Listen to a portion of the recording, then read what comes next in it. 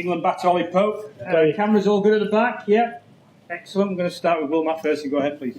Ollie, that wasn't the sort of day we come to expect from this England team with that, but half thought, how do you guys feel the game is played today? Yeah, not necessarily the way we're used to kind of going about putting together a first innings, but I think 250 for 4 is a pretty good score, I think, at the minute. Obviously would have liked some more runs, but I think the nature of the surface and I think the way the Indian attack bowled as well was pretty good throughout. So I think, yeah, it's a day that we'll take. Obviously, we've had to adapt the way we do play, but hopefully it's a score that we can really kick on tomorrow and make it north of sort of 400 towards 500. Was that discussion? Was it an obvious one? Just looking at I think the pitch looked pretty good. We knew there'd be. I think that first sort of 2 hours there's a fair bit of movement. So you can always look at it in two ways in England, but I think the nature of the way the series has gone, the pitches have deteriorated throughout, and I guess this with another week of sun on it could be the same. So if we can put ourselves in a position over the next few days to really make that count coming into the latter end of the game, then it will definitely be the right decision. I know you weren't out there, but is there anything you can tell us about Ben's injury? It looked quite worrying for him. Yeah, I've not even seen him, so I think your guys' guess is probably as good as mine at the minute. But yeah, fingers crossed he can do something magic and come back strong. And just quickly, have you ever seen ladybirds or flying ants? No, I haven't actually. No, that's a first. So proud I've got that today. Go to the front here, then we'll go Vish and then Stefan, please. There was a lot of chat around that. This is pre-baseball era, classic cricket returns. You guys have any kind of, from Combox to even Indian captain was saying certain things caught in the stump mic, and then everyone telling you guys, specifically the players, that come on, where's the baseball era? So do you guys focus on these kind of things? And the second part is, were you surprised the kind of turn Jadeja got on your dismissal, and how do you see this wicket panning forward in the upcoming days? First question. The baseball, I think it's something that as a team we're trying to be better at adapting the way we play. Of course, we would have liked to be 400 for 4 after a day, but the surface didn't allow that at all. I think it's quite a slow surface, and like I said, the Indian attack did bowl well. They held their lengths well today and didn't give us much at all. So it's something that we're trying to keep developing as a team and realise when's the right time to kind of press a button and get on the attack, and when's the time to try and absorb some pressure. So that's something we're constantly working on and trying to get the balance right. And then your second question. I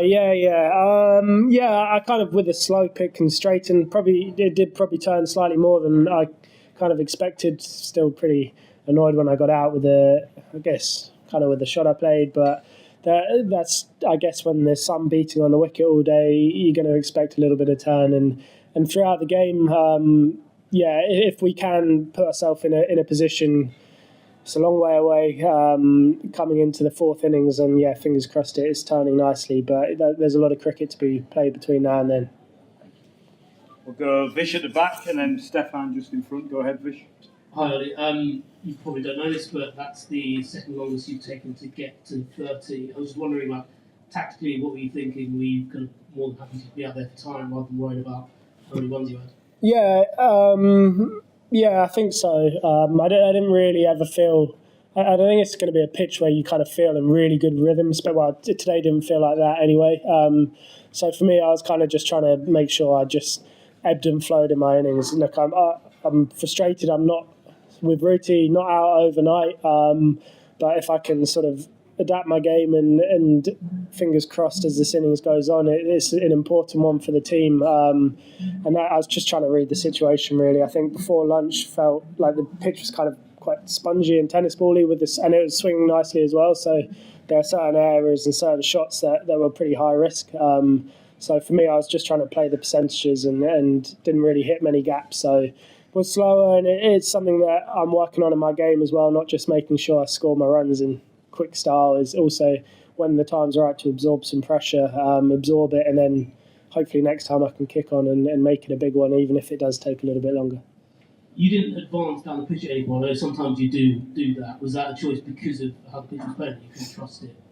Slightly. I did it once, and then it can sort of mess up their lengths a little bit. But for me, I think it's something I've not done as much over the last year or so, mainly because I feel like I'm sort of just trusting my defence a little bit more. I don't feel like I need to kind of try and hit them off their lengths the whole time. So for me, it's just, if I do feel like the pitch is nipping loads one day, that might be the time to do it. But yeah, for me, it's just trying to back my defence and try and give myself the best chance of building an innings, especially early on. Also, that's the last one from me. Sorry. Was it a conscious choice for you to face so much of Bumrah's 5-over spell as you did? Like, Root took a couple of singles off the side of the over. No, chickening out. But... I wouldn't. Yeah, no, I don't think that would be a smart, conscious choice of me. So no, it wasn't a conscious choice, but I think he just hit a pretty good area, and I guess with the field was up, and yeah, I couldn't sneak down to the other end. But yeah, and Ruti's good at nicking the ones like that. But no, I think he bowled really well, and you've just always got to be switched on. So it wasn't a conscious choice, but I was happy to try and absorb the pressure. We'll go Stefan, Rory, John, and then we'll finish here at the end.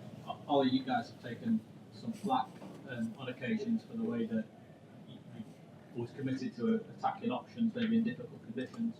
What does today say about the way that this team is evolving and I don't know, maybe maturing, the way that you all collectively really knuckle down? Yeah, I think for us, it's just about getting better as a team at reading situations. Sometimes it might be that you see some more aggressive shots on the pitch that's really moving around and nipping around, because that's your best way of putting some pressure back on the bowlers and trying to get them sort of to stop them doing what they want to do, and that's just bowl 6 balls at the top of off every time. So I think for us, it's just about reading the situation and working out what's your best way to kind of put a bit of pressure on.